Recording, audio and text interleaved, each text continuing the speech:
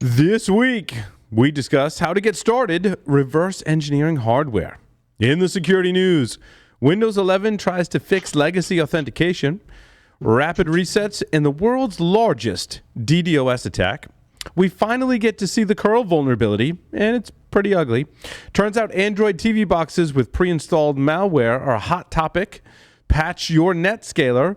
Root for everyone with emergency responder software. Learn this. Hacking tools first. Long live Wayland. How to actually hack a Wi-Fi device with a Flipper Zero. Scanning open source packages. GNOME or GNOME, whatever you want to say. Bugs in a bonus. Security is a great gift idea until there's a bypass in AppArmor. A tool that everyone should have in their kit. And we could talk for hours about 25 hard-hitting lessons from cybersecurity. All that and more on this episode of Paul's Security Weekly. This is a Security Weekly production for security professionals by security professionals. Please visit securityweekly.com/subscribe to subscribe to all the shows on our network. Broadcasting live from G-Unit Studios in Rhode Island, it's the show where exploits run wild, packets aren't the only things getting sniffed, and the cocktails flow steady. It's Paul's Security Weekly. SOC analysts are often overworked and underappreciated. In fact, many consider leaving their jobs or changing careers altogether. Devo is hosting the third annual SOC Analyst Appreciation Day to pay some long overdue kudos to analysts and encourage organizations to improve their job satisfaction and mental well-being. Join Devo and other cybersecurity industry professionals on October 18th for sessions and panels focused on de-stressing, SOC career development, and more. Visit securityweekly.com/Devo to register. And welcome to the show. But first, let me introduce you to a man who makes his own clam chowder, Mr. Paul Sidorian. Coming to you in super low definition compliments of Darth Vader himself. This is Paul's Security Weekly, episode number 802, being recorded on October 11th, 2023, right here in G-Unit Studios in Rhode Island. Mr. Larry Pesce is to my left. How's it going? What's So why is it low def? Is it because it was filmed in 1977? Or was it released in 19... Got it. Yes, released. It's old. Like me. It's old. Yes. Mr. Sam Bound is here with us. Sam, welcome. Good evening. Glad to be here. Mr. Josh Marpet. Hello. Pleasure being here, as always. Mr. Jeff Mann. It is good to be back. I have had all the corn I can take for a week or two or a month, but fresh back from CornCon. Is that a crop circle on the t-shirt from CornCon? It's possible. It was generated by AI, so anything goes. I like it. Mr. Tyler Robinson is here with us. What's going on, guys? Good to be here again. Wait, who's this guy? I know, right? I Long like time your. no see, Tyler.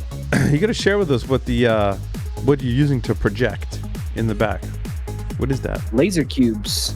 Laser. Couple 2.5 watt lasers. Lasers. It's awesome. I love it. Dark lasers. Join Laser. Doing it with lasers.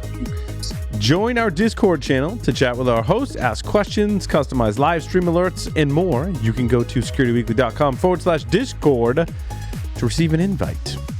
Also, make sure you check out my website, securitypodcaster.com, for all kinds of things, including the podcast I listen to, how-to blog posts, very sparsely published how-to blog posts, and links to my upcoming and previous presentations at securitypodcaster.com.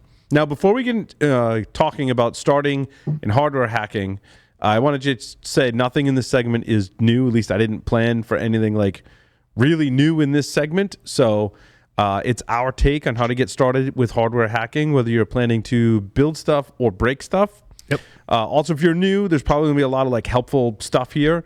If you have some experience or are really experienced, hopefully you pick up a tip or two or just are really entertained at this point. And feel free to contact us with your feedback. I think it's still psw@securityweekly.com. I'm pretty sure that's It's been a while, right? Yes. Are we going to comment at all while we're doing this segment and not the originally scheduled interview? That's correct. We do not have the originally scheduled interview. This is the topic. And we will have some stories that potentially cover some of that during. Oh yeah, you will during cover the- it during the next. news. Yes, Larry has some stories on Okay. that, so we have a note to cover that. Yeah. So Larry, where do you want? Where did you start hardware hacking? gosh. Dude? I think when you were growing up, you used to like take stuff apart. Absolutely, it was very much a thing. Curiosity, like we had something in the house that it did something, and I want to know how it worked. So you take the screws out of the back of it, and you look and see what's inside. In fact, I think I have still one of the things that I was allowed to take apart in my possession, and that was the original rotary phone from the 1960s that we had in the house, and it's that avocado green rotary phone. And I didn't know what I was doing and looking at it, but it was like, cool, there's bells in here, and there's a bunch of wires, and like that's how the rotary thing works. It does those things, and like, yeah, that was cool. Like, yeah, as a kid, was always interested in figuring out how things work, and took it apart. And quite honestly, it has not changed to this day. Yeah. You know what I find interesting is that you and I have done a lot of projects and things together. And every time we've done that, I'm like, Larry, you're the hardware person, I'm the software person.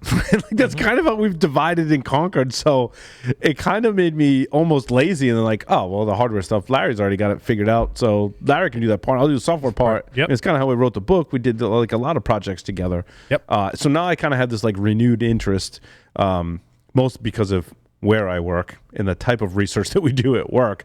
I'm kind of enamored with what everyone else is doing at work. And sometimes they kind of egg me on. And so now I went to Amazon and bought a bunch of stuff and started hardware reverse engineering a lot more so than I have in the past, which was not a lot. So, So, I mean, yeah, for me, it was one of those things that like that curiosity has never gone away. As an example, today, I have tons of little projects in my workshop, and I've actually been going through and clearing out some of the projects on my workbench. And one of the things that was left over from another project is a clock mechanism from a clock from about 1860. nice. And I'm like, how does this work? Because quite clearly it's missing some parts and it's not working. And it got soaked in WD-40 for overnight. And now things are moving a lot more freely. And it's probably the worst thing I probably could have done to it. Well, clock makers will tell you. But it does things now. And all of a sudden something wasn't working, so I moved some lever and oh my gosh, it does things now. And that's like, cool. Okay, this is connected to this, and I didn't realize it.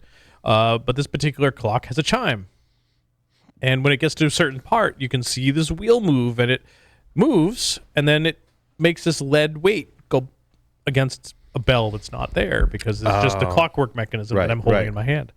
So I'm like, that's utterly fascinating. Like, this is how all of this stuff works, and people figured this out in before 1860. Yeah, certainly. Speaking of nothing new, I mean, making hardware work does since the beginning of time, right? When we talk about hardware hacking today, I wanted to just start with some resources, right? So if you're new to this or getting into it, I found some resources. I'm sure we go around and people can also share resources. It was John Kinsella reminded me of the Hackers Handbook. Is a great place. The Hardware Hackers Handbook is a great place to start. Is that one by No Starch? Yes. Okay. Yeah. It's like $30 on Amazon. Okay. I'm sure, wherever you, No Starch has it for $39.99. And it's on Amazon as well. It's been up, when was this? 2021, I think is the date that I saw on it. So most recent version 2021, because I know they've had they had some earlier versions, I believe. Okay. And because I was going to say some of the stuff might be a little dated, but all those tools are out there and are still largely valid for doing work. But I'm glad to see that there's a potential. A lot of it's valid. Like a capacitor is a capacitor, right? Resistor is a resistor, kind of. Right. This says publication date was December 21st, 2021, which this must be an updated version because I think it's been out longer than that. I believe so. Yeah, I don't want to incriminate myself, but do they still put the little stickers on devices and laptops that say warranty is voided if you break this seal? Absolutely they do. Which is pretty. Depends on the manufacturer. Not that I've ever done that or anything. Yeah. Yep. There was a sticker, I void warranties. T-shirts, I void warranties. Yep. Yeah. But does it really? Yeah, I mean, because you're the warranty now. I am the warranty. But there has been some legislation, I feel like, that is right to repair. The right to repair has changed a lot of that, Jeff. Yeah. or is standing to change a lot of that. Changing. Yes. I recommend you also take some like online free classes. One of the ones that I did a while back, because I never went to school for electrical engineering. I don't have my ham radio license, which there's a lot of that in there as well. Many schools, like MIT is one, have their intro to electrical engineering online for free, and you can take it. So I know like one of my neighbors is going to school at URI for electrical engineering. They got a great program over there. I was like, formal training, like that's neat. I'm like, but if you want some of that for free, you can just go take an online version of those classes. And I mean, you'll self-study. There's probably a video series. I think I saw the one from MIT. So that can be a great place to start, just to, familiarize yourself with volts, amps, current, all that terminology. Resistance, conductance. Yes. Yeah. So that was one of my recommendations as you get into this stuff as well. I had a couple of links. I got to move these. I put these in the not public notes section. I got to move it to the public notes. So I had the MIT course. I had Tinkerforge. You ever heard of Tinkerforge? It sounds familiar. Tinkerforge has some good documentation, and there was a YouTube video series from someone whose videos I've watched before about firmware hacking. It's called Make Me Hack. I recognized the guy. I'm like, I've seen your videos before, and they're really good. So he's got a channel called Make Me Hack. And the reason I put in there is because, like I said, I've watched some of his videos before, and they were really good. And I'm sure you could find a million other resources, but those are just Arduino stuff. So go get some Arduino stuff. Arduino has a lot of training on their site. A badge hacking challenge. CyberArk had posted a bad, like they had done a badge hacking challenge and had posted about it. Yep. There was another one too that I can't remember, and it's been a number of years, and I think we actually talked about it on the show, that there was like it was a game in browser that was hardware hacking challenges. Yeah. And I can't remember for the life of me what it was, and I want to say there was another one that just came up recently that's been around where you're doing some ARM exploitation and that type of stuff. Yeah. So nice. And I'll see if I can remember what those are while we're talking and bring those back up again. Sam, Josh, Jeff, Tyler, any recommendations, like if you're coming into this fresh, some resources out there For hardware hacking? for hardware hacking? There's so Scrap many piles, YouTube videos. e-waste. Well, hold on, one at a time. Yeah. Josh, then Tyler. I mean, start off with finding things that can hopefully not hurt you. Don't get a CRT and lick the back capacitors. Yes. But like get some at B-Sides Delaware. We ran Destruction Alley, and we did it at B-Sides DC as well. Oh, sorry. Wait, can I steal 30 seconds? Yeah. No, let's do it. Sorry. This Saturday, the 14th, B-Sides Delaware and DC are getting together to have our first unconference. We're having a picnic and a potluck. You can go on either of our websites and sign up with Eventbrite. It's like $15 for a family ticket, and then they'll charge you $5 at the gate. It's at bloody hell, Gunpowder Fall State Park near Baltimore, and it's really, really pretty. Jeff, I expect to see you there. Okay. With Hannah. With Hannah, we have a picnic pavilion. The playground's right there. The beach is right there. I've got a 20-foot inflatable screen and a projector. So if anybody wants to talk, sign up, great. But basically, bring food. Sign up for what food you're bringing. I've got 25 pounds of pulled pork that's been smoked. I'm smoking some chicken tomorrow and bringing breakfast, pork roll, egg, cheese, chicken, things like that, rolls. So which brand of pork roll? I'm going to go to Restaurant Depot, and I'm going to make a very, very serious selection on that. You know, it's got to be Taylor ham, of course. It's not actually pork roll. Okay. It's got to be Taylor pork roll. Good. It's my favorite. Okay. Very important. It's very important. Okay, so resources. I'm from North Jersey. I know this shit. Resources. All right, so for resources. We used to run Destruction Alley. We would actually give the kids computers, servers, projectors, and they would take them apart, and safety glasses and number 2 Phillips screwdrivers, and some electrician and some micro screwdrivers, and they would take things apart, and the amazing amount of stuff they would learn about them just by taking dead electronics apart and then repurposing some of the pieces for other stuff. Irrespective of the software, the firmware, the whatever, the ability to understand how engineers think when they build out the hardware is incredibly valuable. Yeah, I've done it with my kids. They like doing that. Yep. Tyler, did you have recommendations? Yeah, there's a lot of recommendations. Honestly, like figuring out what you want to do with getting into hardware, some of the prerequisites, like if you want to go do the electrical engineering side, like it's very helpful to understand voltages, ohms, amps, all of those things are very helpful, but you don't need to dive into some of those if you want to just start analyzing firmware off of a router. Yeah. Go to a secondhand store, grab a bunch of routers, figure out what bin walk is, understand some of the protocols for SPI, for IC2, for JTAG, understand how to hook into different JTAG and use the different things like bus pirates. You can get, the old bus pirates for like $5.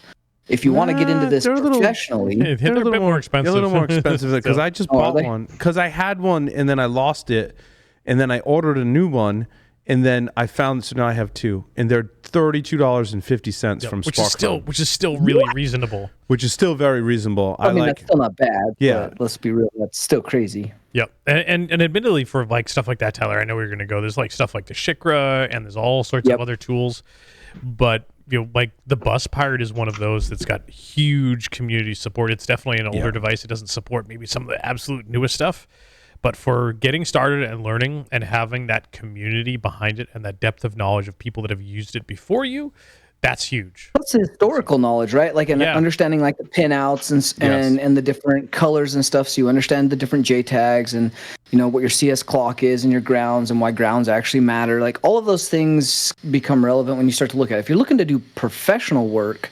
and take some classes, like Justin Searle's class for ICS, it's ICS specific, but it gets into a lot of that hardware, and they dive into some of the digital oscilloscopes, looking at different hardware protocols, different ICS protocols, analyzing different modulations and how waves work for both wireless and hardware. So the Black Hat class. So as you say that, Tyler, sorry, I'm reminded of I sat in that class for a day or so, and I think were they teaching it when they were all at InGuardians, and was it? Yeah, I mean it's been going on since before InGuardians for Justin, and then after InGuardians, a lot of us are still teaching. Tom, Don Weber, Justin. Yeah. They were the instructors, and I was able to sit in for a day, and I learned a whole ton about the hardware hacking. Tyler, to your point, I mean that was 10 plus years ago now, but and I'll say Sec 556 goes into some of that. I mean, we take a much broader brush to some of that types of things, and we'll allegedly be taking a little bit more of a broad brush to a lot of those types of things, given that we're hoping to add some more content to it in the near future here. But yeah, SANS training is expensive. Yeah, there's other you search around and find other training. Look up Don Weber. Don Weber's personal website and Justin Cyril. Let's see, what is it? Controlthings.io. Yep. I believe is Justin's, and then Don Weber's is Cutaway Security. Cutaway Security, yeah. They've got a bunch of free resources, and Justin has a bunch of videos. I'll post them in the Discord, but a bunch of videos on like just hardware, ICS protocols. But getting in on any of those, pick a project, learn the protocol, learn what the hardware is, dive in on a piece of hardware, and then go from there. Honestly, like you've got things like Pi Zeros, Arduinos, you've got flippers, you've got all of this hardware availability that we didn't have for the last 15, 20 years. That make this really, really easy to get into, and then pick something that you're actually interested in. If it's, messing with the hardware wallet for crypto, like go grab a hardware wallet off eBay. Like there's so much hardware available that you can dive in on this. It's really figuring out what interests you and then what level of detail you're willing to get into. Right, and I think Tyler, you hit one of the big things, and Josh hit it, early on. Is like if you've never done this before and you want to start getting into it, don't go to eBay and spend $40 on a hardware wallet because that's what interests you. Find something cheap that if you screw it up, you didn't spend a lot of money for, like Goodwill and Savers and Your local PC store, they always have come on piles now. of crap. Yeah, Or your parents' house. Yeah, Who your are we parents' kidding? basement, or your parents' attic, Yeah. or Go buy your parents a new Wi-Fi router and then take their old one. Yeah. Yep. So but then again, Heck, you're send buying me a an new address. router. I got a whole ton of shit I could send to somebody. Exactly, like your local electronics recycler. Maybe they'll let you.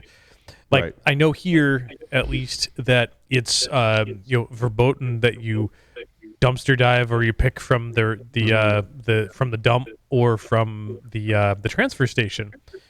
But I've picked up pieces of electronics out of the electronics bin at our local transfer station when I was dropping stuff off. Like And no I've one picked was up, looking- no one I've was picked up looking? more than I've dropped off before. But like you see a couple of routers laying there, like I just go toss those in the car and Right. take them apart, and then you bring them back to the recycling place recycle after them. you've broken Yeah. them. So Yeah. Yeah, Josh started Bob Stratton. to go down. Sorry. Sorry, Go Jeff. ahead, Jeff. Go ahead. Go ahead. You know, Josh started to go down this road a little bit, and it struck a memory for me. I haven't done this in a long time, but we used to have a little thing called a Flux, like a voltage meter. Oh yeah, I got 'Cause one of there's these. there's certain electronic Right here, devices yeah. that have components that still might hold a charge, and if you don't know what you're doing and don't know what you're looking at, it might be good to just tap a few things Yeah. before you start digging Sam? into it. Sam's going to comment here. Yeah. I thought I would have nothing to contribute here, but there may be other people like me. I went through a lot of math and physics theoretical training, and then I worked in a physics lab, and I blew up a huge bank of capacitors the size of a phone book, the size of a phone booth, trying I to. was going to say, what's a phone booth? What's a phone booth for that matter? Maybe what's a phone booth too? And I shot that laser about 100 times in quick succession, trying to tune it up, and the whole bank of capacitors blew up and filled the lab with toxic smoke. And they said, "Why didn't you let it cool off between shots?" And I said, "No, the voltage and the current are 90 degrees out of phase in a capacitor. It doesn't generate any heat." And they said, "You idiot, it's not a perfect capacitor. It has leakage." And I said, "Oh, I hadn't thought of that." So that's why I bring Sam, but it's not toxic In smoke. theory- It's magic smoke. Okay, that's the in technical theory, term. Sam, theory and practice are the same thing. In practice, not so much. Right, in theory and practice are the same, but in practice they aren't. So Oh, true. dear God. There's a lot of resources being put in Discord, by the way. Bob Stratton actually mentions that even cheapy little scopes have logic analyzers, protocol decoders. They're talking. Sam Estrella has put in huge amounts of resources. And apparently I've got to find how to do a ham talk-in frequency for Saturday. So I might have to dig up my old Yaesu and set it up as a standalone. There's a lot of resources, like huge amounts of resources in the Discord. So if you're not on the Discord, get Now's on your the time. Discord. Yeah, Everybody. now's your time. Well, that So yeah, find some stuff Good. to tinker Yeah. with, and I think thinking about that, some of the first steps is figure out how to open the damn thing. Step one. This isn't an upcoming. So one of the reasons we're talking about this topic is I've got a blog post I'm working on, and a webinar coming up, largely around this very topic that we're discussing now. And I find that in my article that I'm writing about the Android TV devices, I'm including how, as Larry is describing, how I opened them up. Yep.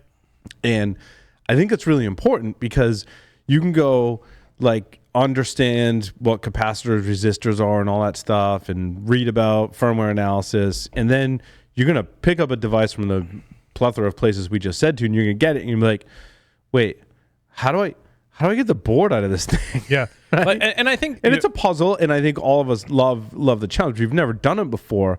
I'm like, oh, yeah. I'm like, wait, I got a Swiss Army knife right here that I call my super duper elite hacking tool. Yep. And the bottle opener, as you'll see in my blog post, the can opener. I think it's the can opener. It's the can opener. It's a can/bottle opener. Can/bottle opener. And it's also technically a flathead screwdriver. Yes, but the rounded part on it, it almost comes. It's almost like a blade. It is a blade actually, just not because sharp. for the can opener, it's just sharp enough to be a can opener, but not like razor sharp. And so I found that was the perfect tool to go in there and pop open some of these devices because it's a lot more rigid than a plastic. What do you call the plastic ones? Budger. I mean, Spudger. Budgers. Budgers. They can be metal, The too. good ones are metal, but yeah. Yeah. But you get those things that look like a guitar pick. Yep. It's like a form of a spudger, right? Yep. But I like the metal one. It worked a little better. I don't know. Yep. Agreed. Yes. Let's don't forget about reading the manuals though either. Like here's yes. one of the few things that Larry taught me was like, take pictures of the damn chips in the board, then go look up the manuals and see what all the pins do. Right. And then magically you have access to all the things you didn't know you had access. Yep. So figure out how the hell to get it open, and then look at the stuff. Study it. Yes. Study it. So before you even break out that soldering iron, study it and figure out what the stuff does, and figure out where the if there's things on that board. Do you want to talk about how to build a lab, or do you want to intermix that with let's intermix the prep? Okay, so before look at the stuff on the board, take a look at the numbers on the chips, go Google them and find your spec sheets, and you do that a number of times, and you're going to start to figure out where I just looked at a bunch of these parts and I had no idea what they are, and they're all related to some sort of power conditioning or voltage conversion. Because guess what? They're right near the USB input and or where you plug the power connector in.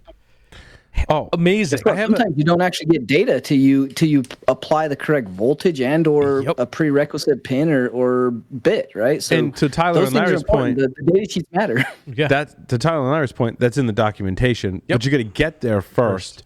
And my tip is, I took a picture even just with my phone. I have a Pixel 7, which is a decent camera on the Pixel 7. And if you get your lighting right, like it helps as well. So I snap pictures of it, and those get synced up into Google Photos. I go into Google Photos, and I go copy text from image. Yep. And it pulls all the writing and data or the text off of the chips and puts it in a copy and pastable format. I was like, oh, that's really neat. I was always like, transcribing that stuff, but this makes it a little easier. Just copy and paste now. Just a little tip. Yep. Absolutely. Also, on my list, so I have a building a lab list, but we can mix it in the conversation. So as you get into this stuff, you're going to need to buy stuff. And this all started with my coworkers, where I wrote a blog post actually on Eclipsium's blog about how to build a security lab. So I'm kind of building upon that. A couple of things on there are helpful. One, in this pulling the stuff off chips, is Larry, what you said, use a USB microscope. Yep. I bought mine for, and it's not the greatest one, $27 on sale at Amazon. Nice. Right? I mean, it's kind of cheesy, but it works. Like I connected it up. It looks like a USB webcam, and I adjusted it. And I was like, oh, I can see like the minute speck of dust on this board if I really wanted to. Yep. My first USB connected microscope was something that I think my wife found in the clearance rack at Target because it had been like partially the box was damaged or something. Yeah. And it was a microscope for kids that you could connect to the computer. And it was literally shaped like a bug. Yeah. And it was green and it had this big orb and it was meant for like kids' looking hands that are more Yeah. I do. Someone I was talking to. I used that for a long time. One of my friends is an actual electrical engineer. That's what he does for his job. And he has so everything we talk about, there's usually like a cheap version like Larry and I are describing. And then there's like all the way up to like thousands of dollars for this just one piece of equipment. Yep. He's got one that has the screen on it, right? Because that's what he does for a living. Yeah. Yep. So they make nicer ones that have a screen on it so you don't have to connect it. And they were using to look at bugs like this, larva hatching and stuff, and they watch the whole thing. Yep. Same. We got ours. Well, I got mine. I think mine was $130. Connects to your computer, acts as a webcam, that type of stuff, and can take shots. Has a screen, can record to SD card. Yep. You name it. And I think it was in the $130 range, and showed the little one, and immediately was like, Dad, can I go out in the yard and go find stuff? And she brought in this flower, and it was like, cool flower, and we put it under the microscope, and it was swarming with bugs. Oh, that's awesome. So dual purpose, some of this hardware. Fun stuff. They burned the house down and never went back. Some of the stuff, I don't know what made me think of it, but like some of the stuff you can kind of like a do-it-yourself project to get or build a tool that you need. Yep. And one project on my list that I really want to take on is like the Packet Squirrel from Hack 5. Packet Squirrel is really super cool. Like I looked at the specs on it and stuff, and I'm like, wow, like they did all the hard work for you, and all I have to do is buy it, and it can sit in line, and it can capture packets. And I definitely could have used that on some recent projects because I was rigging up my network so that I could capture the packets from it and figure out that, oh, why is it going to google.cn? That's kind of weird. I haven't told it anything, and it's contacting google.cn. But I'm like, a packet squirrel would have been great to, isolate that traffic and make it easy.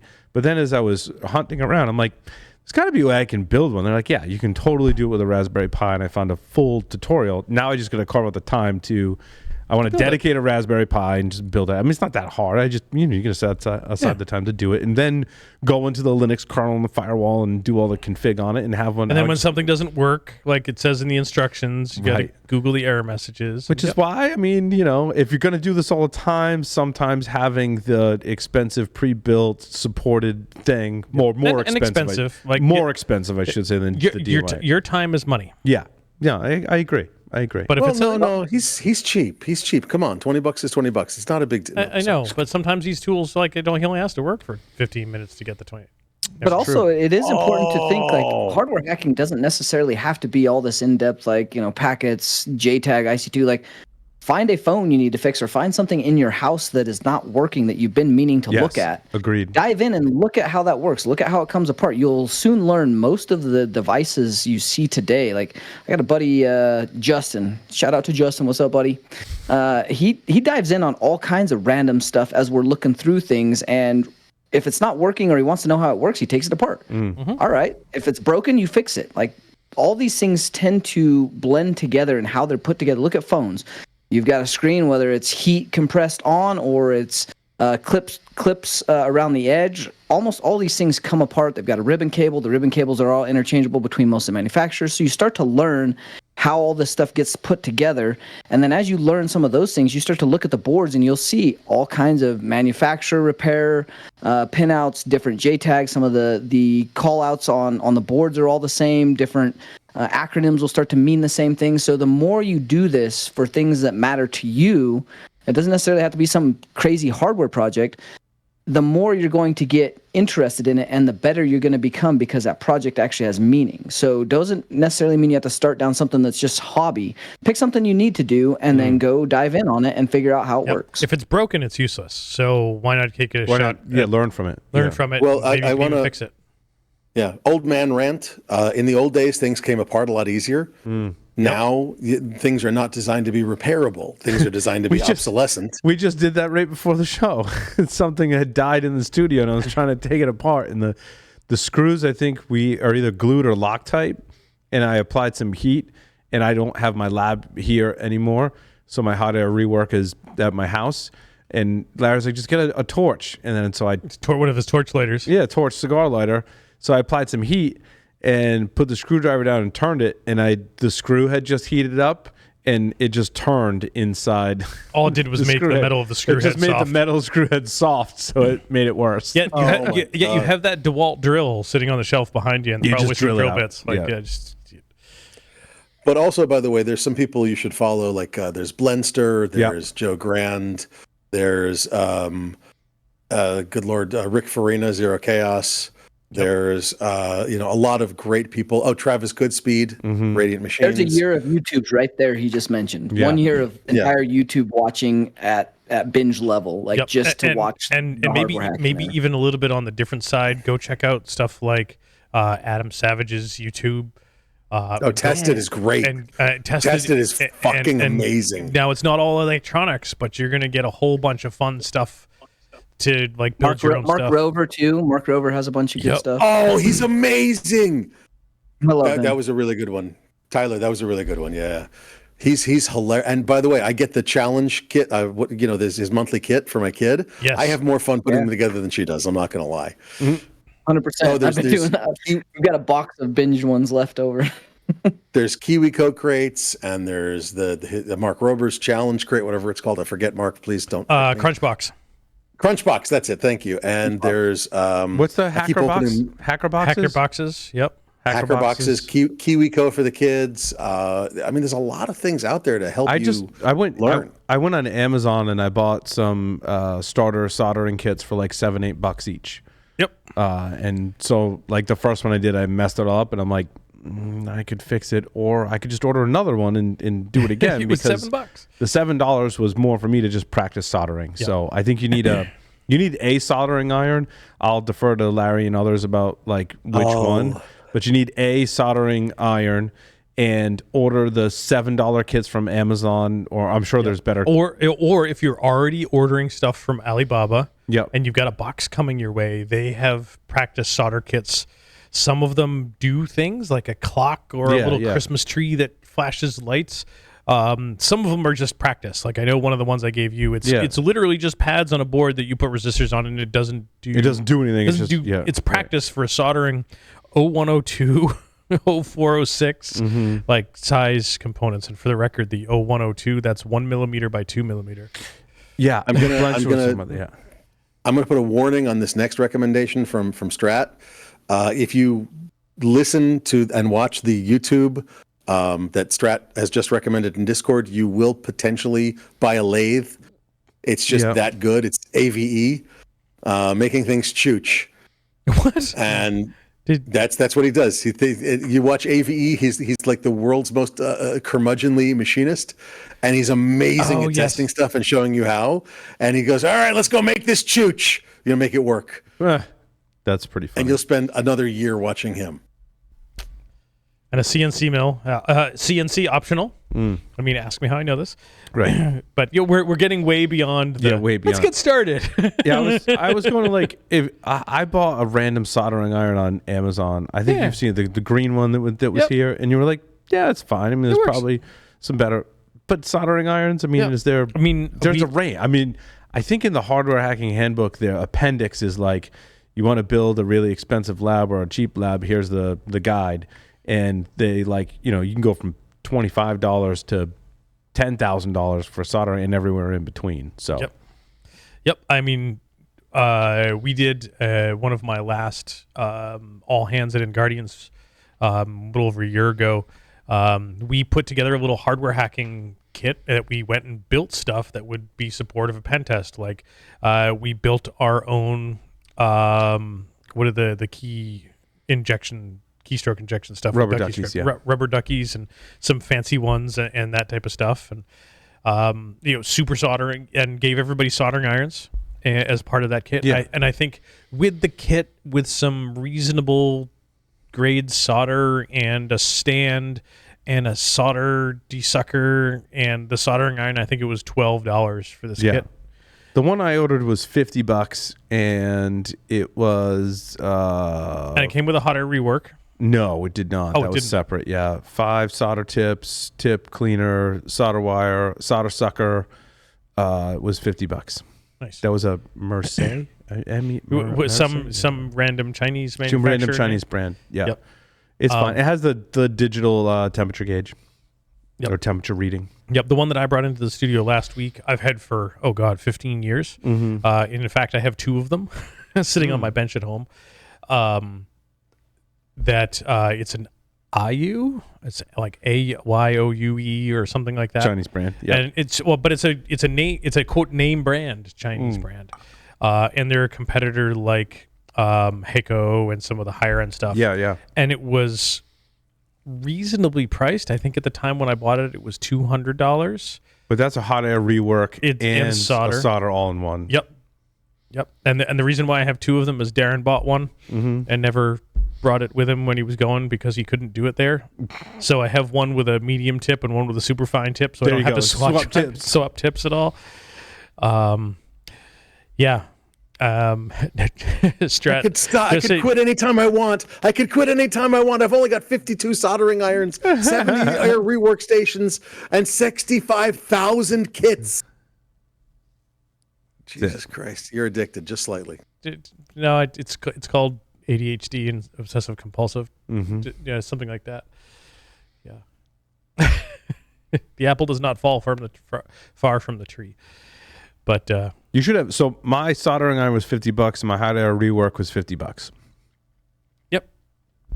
So I didn't go crazy. I didn't go super high end, but I mean it works. But also, when you buy the soldering iron, you're gonna need things like, I had a list: solder, flux, tweezers, soldering wick, cutter, and a wire stripper. Desoldering braid is another one. Yeah, desoldering braid. Yep.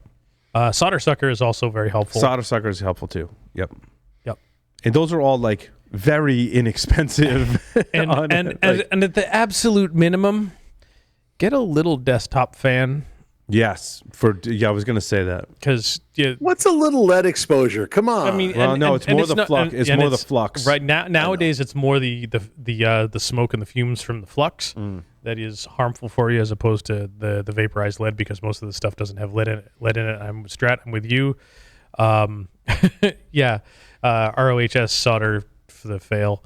I think I still have a spool from Radio Shack from the 80s. Oh yeah, don't use that solder. In other words, that's my stuff is my favorite. Oh, because it melts so much better because it's full of lead. But the fumes are fumes are worse. Yeah, I got you. So the IU also has the fume extraction right at the tip of the soldering iron. But at a minimum, get a little battery powered desktop fan so it's blowing that stuff away from you, right? Because I joke in Sec 556 is that is not fume extraction. No, because you're breathing in as much as you're breathing out. You're breathing in. Yep. Correct. Yes. Yep. It may seem like a good idea at the time. I've got a question for you guys. Yes. I mean, we've talked a lot about breaking things apart, finding out how things work, and you're starting to talk about all the equipment that you need to do this kind of stuff. What are some, other than building some, kits from a soldering kit or whatever that you get, what are some, 3 to 5 things that one might, as a beginner, try to accomplish dabbling in all this kind of stuff? Yeah. I want to say, I think a good thing that I got a little better at recently, a lot better at, is soldering pin headers on. Yep. Is something very practical, Jeff. So like if you're reverse engineering a board, or you're even just debugging something, trying to fix it, not just reverse engineering it, there's usually, as Tyler was talking about, a JTAG header or a serial UART header.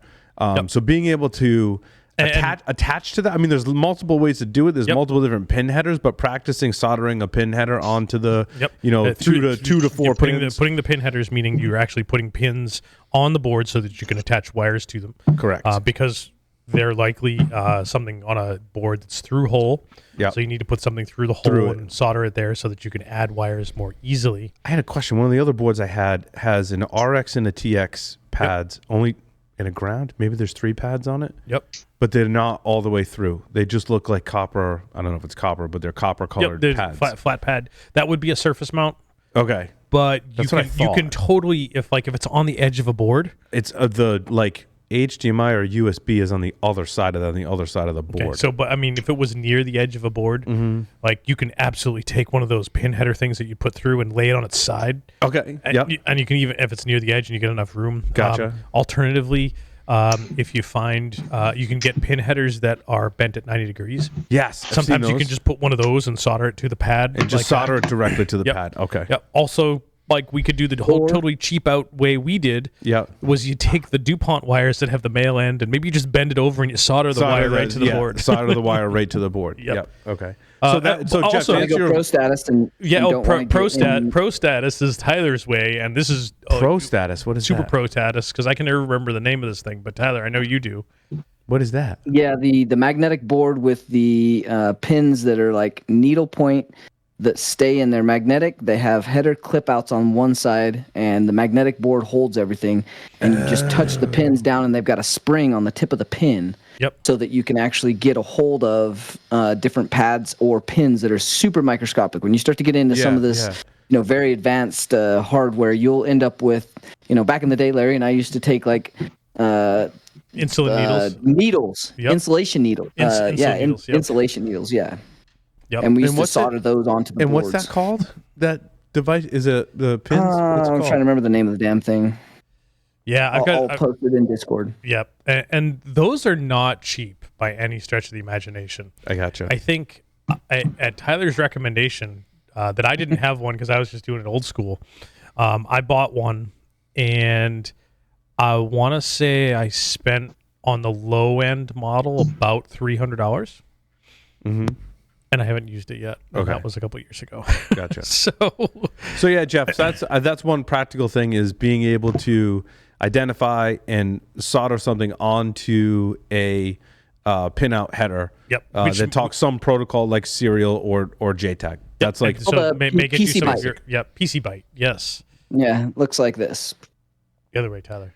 other way. That way. Oh, interesting. So you get these pinouts, and these pinouts allow you to very accurately pin out, and then they've got clips right here, so you can actually put your oscilloscope or put your pinout for JTAG or any of those. Nice. You can connect multiple of those up, so you're doing like a packet capture, you're doing a pinout, you're sending data on one and receiving on the other. One of the boards will allow you to do that without pulling your hair out because you pulled a pin out or pulled a wire out. And that's one of those things, if you're doing a lot of this and maybe not your first step, like I got one from TE Equipment for $129. PC Byte is like the name brand one. Okay. There's a bunch of like kind of knockoff ones that you can get now that are a little bit cheaper. I'm all about the knockoff brand stuff lately. Says your headphones. Yeah, all of my in-ear monitors. nice. Hey, these are $50 Chinese copies of $400 Shores. Yeah, that's what I'm I all for it. That's what I was just talking about that today. Anyway, but you got to be careful. I have another set that's a pile of crap. Doesn't do anything. But this, so I buy 2 or 3 sets and spend less than half the cost of the new Shures, and I get at least 1 or 2 good sets out of it. hold on now. Good. Back to Jeff's question. So that was one practical thing. What's another kind of one more practical thing that you can do? One of those. So to the pin headers, maybe getting you some of the initial access to some of your devices, so you can start playing with some of the software and exploits and some of those types of things. Another one might be learning how to do some desoldering, removing components from the board, especially when you start talking memory chips. Flash, eMMC, like SPI flash chips. Some of them are 8-pin, and removing them from the board is arguably easier than trying to get access to it some other way. Well, and making sure it's powered and not powering up the other stuff, and blah blah blah blah blah, and so forth. Maybe even start with removing caps. Like you got a bad video card, a bad motherboard. It's probably just a bad cap, or help your grandma fix a hot tub because there's a bad cap on there. I gotcha. That's how Harry knows this. Just don't do it while you're in the tub. Right. Yeah. I mean, you can. But I want to say that removing the chip is pretty. Well, you made it look easy, Larry, and that's not the first time you've done it, right? But Larry last week heated up the eMMC chip on a board and used some tweezers, and they popped right off. To me, that was the easiest part.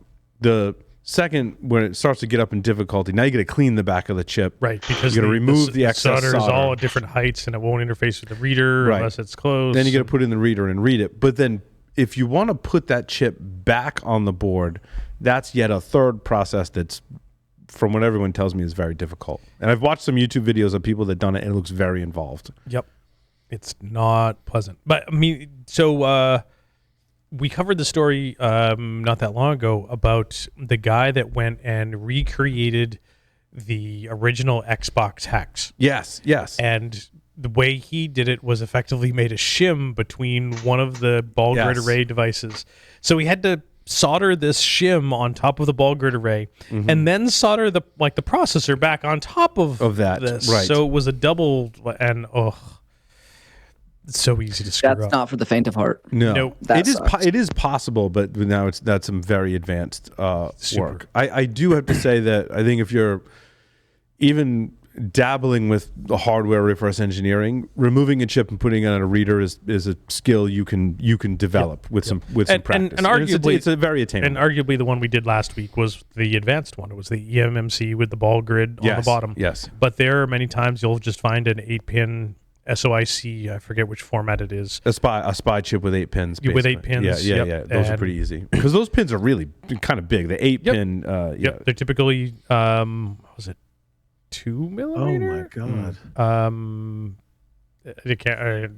Distance is the standard one. Yeah. So Jeff, great question. 2 practical things: soldering pin headers, removing storage chips, are the 2 things you're probably most tasks you're going to encounter when you're hardware reverse engineering. Larry, check Discord. I just found a Strat said something about a project with an analog matrix switch on a breadboard. So I went looking. I found one that was pretty ugly looking, but then I just found one that's wow. Actually, Tyler, take a look. The a jumperless breadboard. It's wow. Huh. Oh, That was on my list for hardware. So breadboard. Yep. And the, what did you call it? DuPont cables. DuPont wires. DuPont wires, which are the basically pinout male and female. Yep. Yep. You can get them on Amazon. Yeah, a voltage meter's got to be like number 1 or 2. Like you got a soldering iron, but before you go doing anything, like learn how voltage meters work. AC/DC currents make a difference. I got a semi-fancy one, I should say here. This is new. One of my coworkers recommended the Handtech brand. Is that the brand? Yeah, Handtech brand. So this is a digital multimeter and oscilloscope. Albeit it's not the greatest oscilloscope in the world, but when I read all the reviews, people are like, for the price, this is a really highly functioning device. Very accurate, and I used it today. Actually, the multimeter part. I'm not working my way up to the oscilloscope, but I did use it today. It worked great. Yep. I have Tyler. I don't know if you have, but I have never, not once, needed to use an oscilloscope.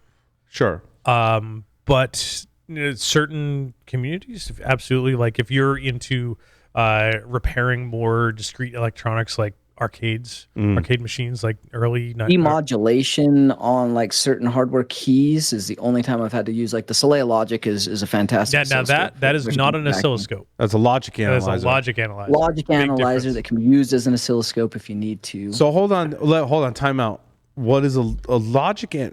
Let me give you my use case. Logic analyzer is I'm on this pin header and I got to figure out what protocol it's talking. So I'm going to use a logic analyzer. But at a more basic level, what is a logic analyzer? Looks at the shift in on-offs going across the wire, records those on-offs across the wire, and then arguably in software, you can then apply various decoding mechanisms to figure out what protocol that is. Okay. And even translate that protocol into something usable. Celia Logic? Celia Logic, right? Celia is by far like one of the best. Yeah, the cream of the crop brand.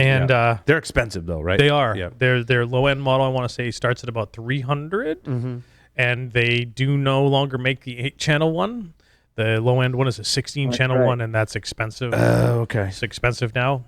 But you can go and get a logic analyzer from Amazon for about $10. Really? Yep. No, you can't. Are you joking? And it is Celia Logic compatible. In fact, many of them show up, and you plug it in for the first time, and it says, I don't have any firmware on me. Can I have some firmware? And you flash the Celia Logic firmware to it, and it works just fine. Oh my God! Yep. Oh, I didn't know that. You have to send me a link to that. Yep. And in fact, most of them now I'm coming to work just fine, and there's some open source software that works with it. They also do actually work with Celia's proprietary software as well. It's all based on the original chipset. And in fact, when you add it to the open source software, PulseView, it identifies as a Celia Logic. Oh, interesting. Yep. I'll dig that up on Amazon here while you guys are talking. Yeah. This is hey, just for giggles. Gotcha. I changed my background since you're talking about the oscilloscope. Nice. This is where the first oscilloscope was created. It's the Hewlett-Packard Garage, which I actually visited some years ago.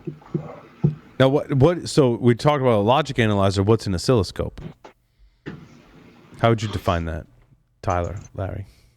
Tyler, go for it while I find this one. I would say oscilloscope is at a more basic level where it is looking at the same things that a logic analyzer is going to pick up the drops in frequency, modulation, voltage, currency. All of those things can be dialed in on an oscilloscope to evaluate what is happening, even interference and resistance from the atmosphere or environment. All those things happen, and you can measure depending on how you tune and how sensitive your oscilloscope is.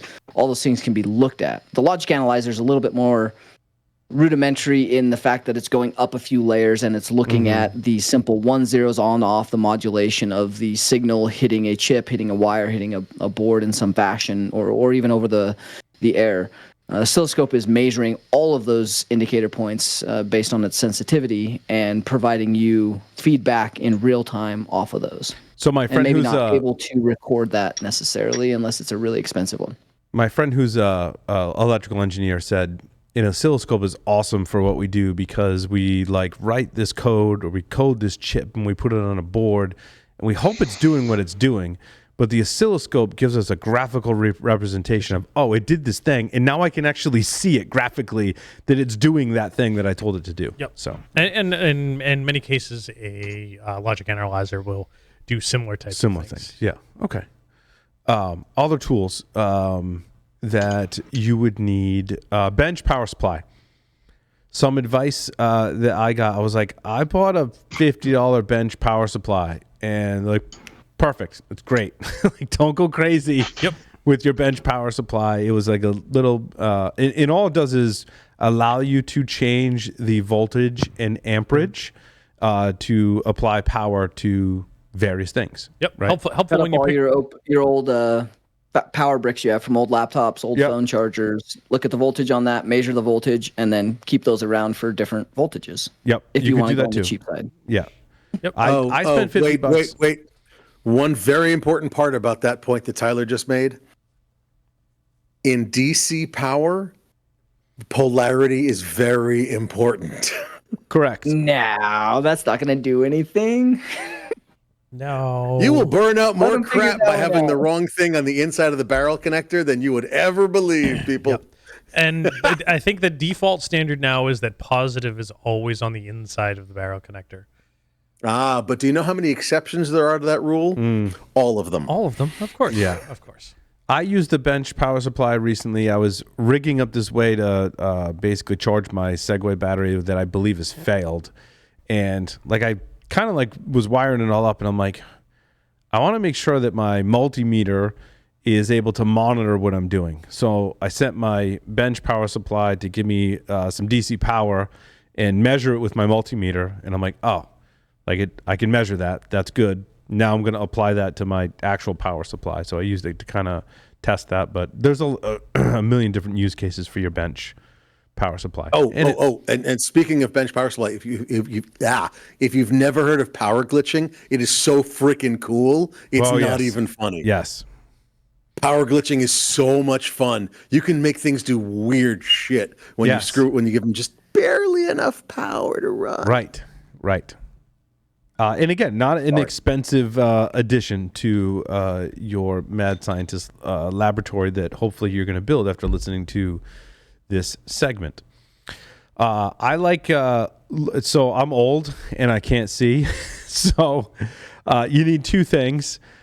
Even if you're old, not old like we are, but lighting and magnification. And this can take multiple different shapes and forms. We talked about USB microscopes, but also I find when I'm soldering, Larry, you and I both have some kind of a headpiece thing that could have lighting on it, right? I also have other LED lighting. They came with what's the thing you call it that has the arms and clamps to hold what you're soldering? I bought one of those recently. What is that called? Helping hands. Helping hands, yeah. Helping hands will also jeweler's come glasses or dentist glasses. Correct. Yep. Magnetic helping hands. Jeweler's style-ish loop. I mean, a loop that traditionally is the one you hold into the eye like a monocle, but they make head-mounted ones. In fact, we talk about tested.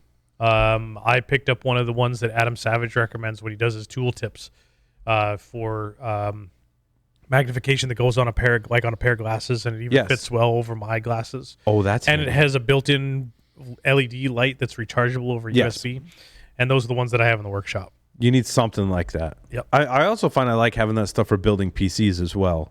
As I get older, Doug and I both are wearing them when we're building PCs because I can't see anymore. So that definitely helps. I think we talked about USB serial devices. We talked about. We did not. We didn't talk about USB to TTL serial level converter. Yes, you recommended some to me that I bought at least one of them. Yep, couple of dollars on Amazon. Adafruit has a bunch. Adafruit ones are a little bit more expensive, but you have some really great customer service when things don't work, as opposed to trying to get Amazon to troubleshoot this through your comments section. And there's it's a USB device with a microcontroller that talks serial protocol, a CP2102. Yep, is one of them, or an FT2232R or L.